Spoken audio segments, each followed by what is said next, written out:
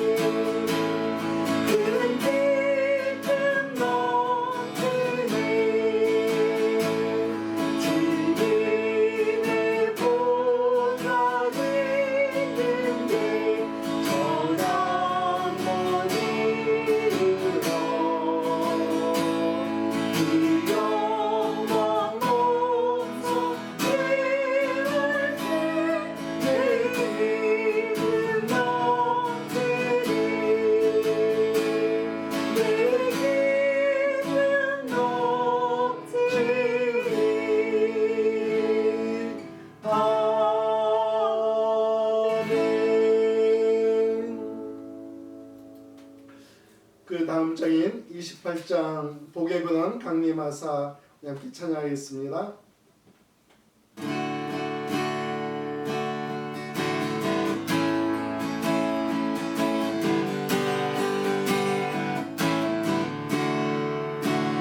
복의 근원 강림하사 찬송하기 하소서.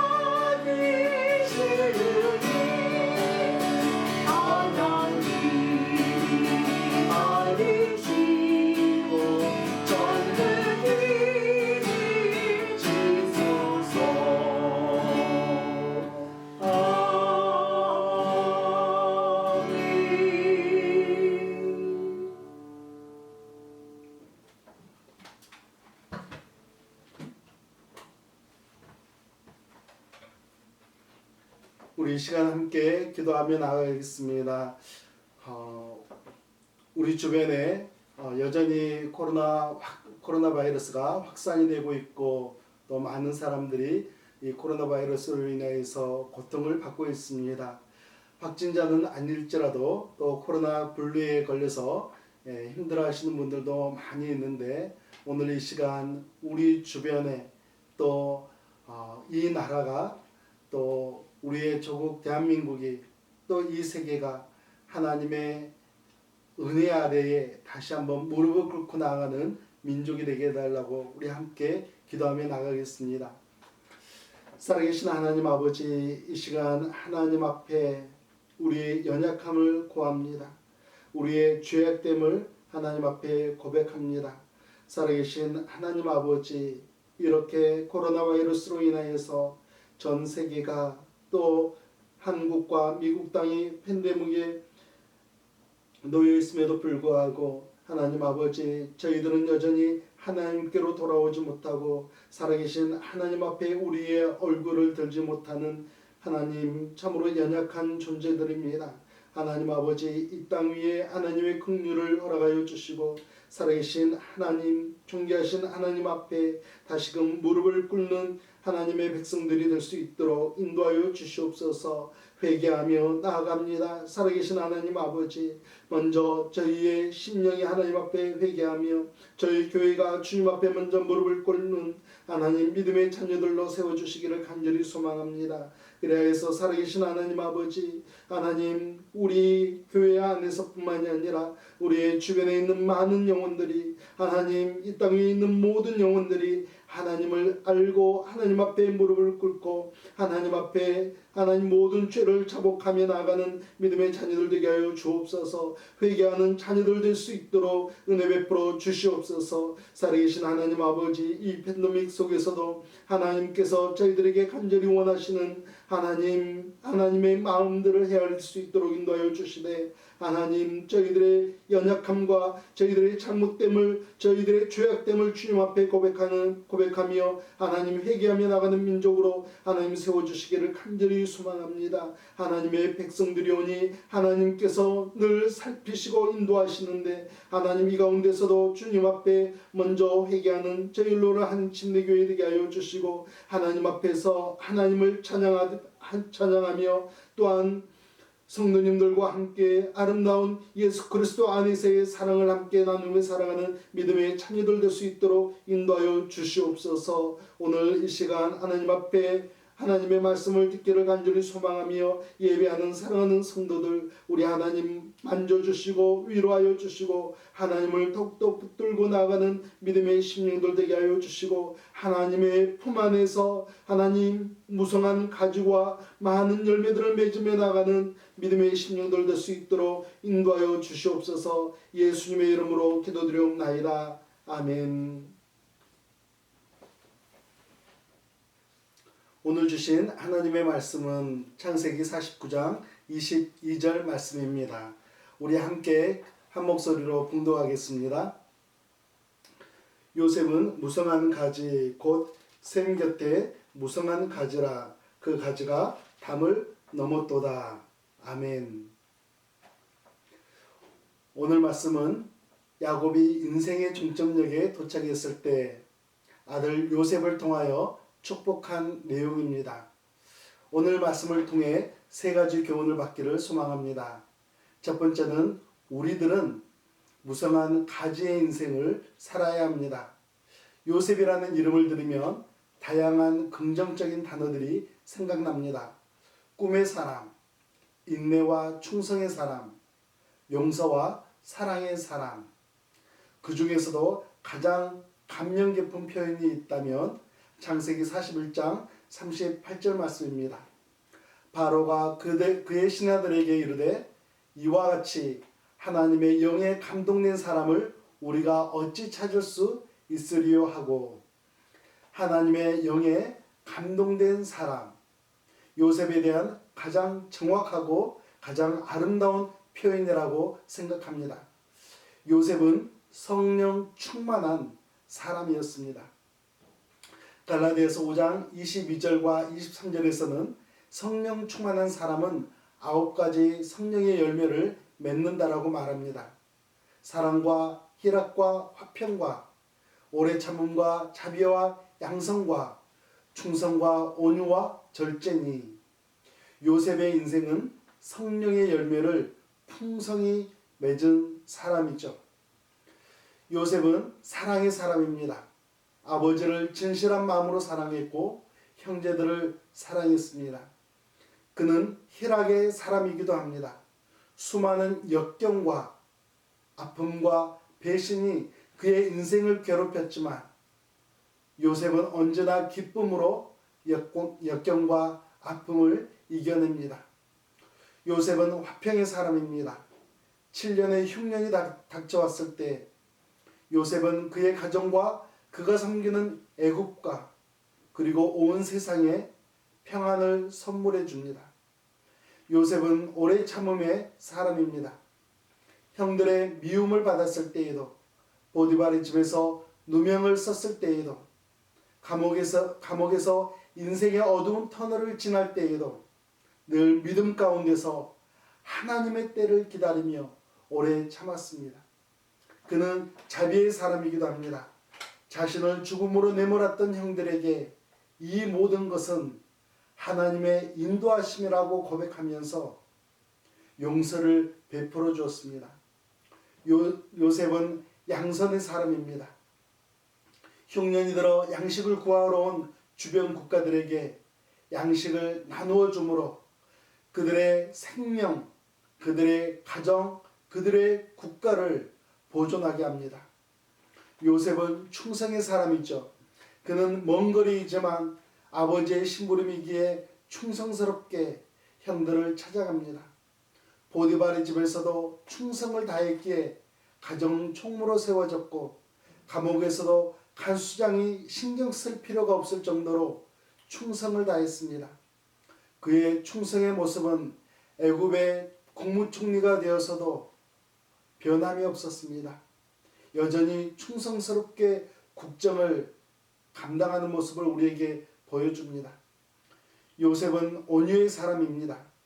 감옥에서 꿈을 풀어주었던 술 관원장이 자신과의 약속을 잊어버렸을 때에도 온유한 마음으로 하나님의 때를 기다립니다. 마지막으로 요셉은 절제의 사람입니다. 7년의 풍년이 왔을 때에 그는 낭비하지 않고 곡식을 저장합니다. 백성들에게도 적절한 금액을 받으면서 절제를 가르쳐주는 요셉의 모습을 우리는 배울 수 있습니다. 요셉의 한 줄기 인생은 무성한 가지로 채워졌습니다. 그리고 그 가지에는 무성한 성령의 열매를 맺어갔습니다. 사랑하는 성도 여러분, 혹시 우리의 인생은 가시덤불과 엉겅퀴로 뒤덮여 있지는 않습니까? 예수님을 믿는 여러분과 저는 가시덤불과 엉겅퀴와 잡초들을 모조리 제거하며 살아가야 합니다. 우리들의 한 줄기 인생에도 무성한 가지를 뻗어내고 무성한 성령의 열매를 맺으시기를 예수님의 이름으로 축복합니다. 두 번째로 우리는 무한히 솟아나는 샘물을 마시며 살아야 합니다. 요셉이 무성한 가지와 무성한 성령의 열매를 맺을 수 있었던 이유는 샘 때문입니다. 22절 말씀 앞부분입니다. 요셉은 무성한 가지 곧 샘 곁에 무성한 가지라. 샘 곁에 있는 무성한 가지는 하나님과 요셉의 관계를 잘 나타내고 있습니다. 시냇가에 심겨진 나무가 가뭄을 모르듯이 요셉은 이 샘에서 솟아나는 샘물을 공급받으며 영적으로 풍요로운 인생을 살았습니다. 보디발의 아내가 유혹할 때 요셉은 내가 어찌 이 큰 악을 행하여 하나님께 죄를 짓겠느냐고 고백합니다. 감옥에서 관원들의 꿈을 풀어줄 때에도 요셉은 꿈의 해석은 하나님께 있다고 하면서 고백합니다. 바로의 부름을 받고 꿈을 해석할 때에도 요셉은 동일하게 하나님께서 대답해 주실 것이다 라고 고백하고 있죠. 요셉은 언제나 하나님의 샘 곁에 머물렀고 하나님의 샘에서 솟아나오는 그 샘물을 통하여 생명력을 공급받으며 말하고 행동을 했던 것입니다. 사랑하는 성도 여러분, 여러분과 저도 이런 샘물을 가지고 있습니다. 요한복음 4장 14절 말씀에 내가 주는 물을 마시는 자는 영원히 목마르지 아니하리니 내가 주는 물은 그 속에서 영생하도록 솟아나는 샘물이 된다라고 우리 주님께서 말씀하셨습니다. 우리는 예수 그리스도의 은혜와 사랑이 끊임없이 솟아나는 영원한 샘물을 소유하고 있습니다. 그런데 많은 사람들이 이 샘물을 마시기보다는 웅덩이를 찾아 헤매고 또 그 웅덩이의 물을 마시며 살아가고 있습니다. 예레미야 2장 13절에서는 내 백성이 두 가지 악을 행하였나니 곧 그들이 생수의 근원되는 나를 버린 것과 스스로 웅덩이를 판 것인데 그것은 그 물을 가두지 못할 터진 웅덩이들이니라 라고 말씀하고 있습니다. 우리 스스로 만들어낸 웅덩이에서는 샘물이 솟아날 수 없습니다. 혹시 그곳에 물이 있다고 할지라도 그 물은 깨끗할 수 없고 생명력도 없습니다. 우리 주님의 샘물을 마셔야 합니다. 우리 주님의 샘물은 영원히 목마르지 않고 영생하도록 솟아나는 샘물입니다. 매일매일 주님의 샘물을 시원하게 들이키시며 무성한 가지와 무성한 열매를 맺으시는 여러분과 제가 되기를 주님의 이름으로 축복합니다. 마지막으로 우리는 무성한 가지를 담장 너머로까지 뻗어야 합니다. 제가 어렸을 때만 해도 한국의 시골은 참 인심이 후했습니다. 담장을 넘어간 감나무의 가지에 달린 감은 그 집의 아이들이 따먹을 수 있도록 허락을 해주었던 것이죠. 요셉의 무성한 가지는 담장을 넘어갔습니다. 자신과 자신의 가족만을 위한 열매가 아니라 이웃들과 함께 나누는 복된 인생을 살았다라는 의미입니다. 요셉의 인생을 가만히 살펴보십시오. 그는 언제나 담장을 넘어간 무성한 가지였습니다. 노예로 살았던 보디발의 집에서도 그 가정에 복이 되는 인생이었습니다. 죄수로 살았던 감옥에서도 간수장을 비롯하여 모든 죄수들에게 복이 되었습니다. 애굽에서 국무총리로 지내면서도 자신의 권리만 주장하는 사람이 아닌 백성들을 위하고 나라를 위하는 복의 사람이었습니다. 종종 어떤 사람들은 언제나 자신과 자신의 가정만 챙기다가 인생을 마쳐버리곤 합니다. 하나님께서 요셉의 인생을 기뻐하시고 요셉의 인생을 통해 영광을 받으시는 이유는 하나님의 샘에서 솟아나는 그 샘물을 마시며 무성한 가지와 무성한 열매를 맺으면서도 담장 너머로까지 뻗어주는 인생, 그래서 이웃들에게 복된 열매를 함께 나누는 인생을 살아갔기 때문입니다. 사랑하는 성도 여러분, 살아계신 하나님께서는 여러분과 저에게도 무성한 가지와 무성한 열매를 맺으며 살아가기를 간절히 원하십니다. 그리고 이웃들과 그 열매를 함께 나누는 모습을 통해서 영광을 받으시기를 원하십니다. 하나님의 기대하심을 충족시켜 드리시는 여러분과 제가 되어서 하나님을 기쁘시게 해드리고 하나님의 영광을 돌려드리는 믿음의 자녀들이 되기를 예수님의 이름으로 축복합니다. 우리 함께 기도하겠습니다. 살아계신 하나님 아버지, 은혜를 감사를 드립니다. 저희들의 인생을 복되게 하신 우리 하나님께서 무성한 가지, 무성한 열매를 통하여 이웃들에게도 복의 사람으로 세워지기를 간절히 원하시는데 예수 그리스도의 샘물을 마시며 하나님께서 베풀어 주신 이 모든 은혜의 발걸음들을 충성스럽게 감당하는 믿음의 자녀들이 되기를 간절히 소망합니다. 간절히 축복합니다.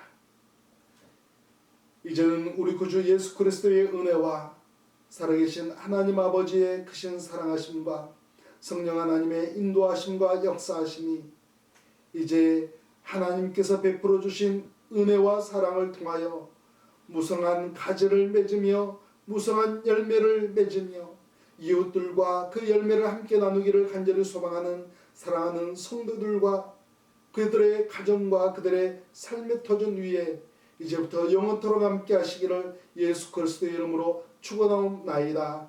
아멘.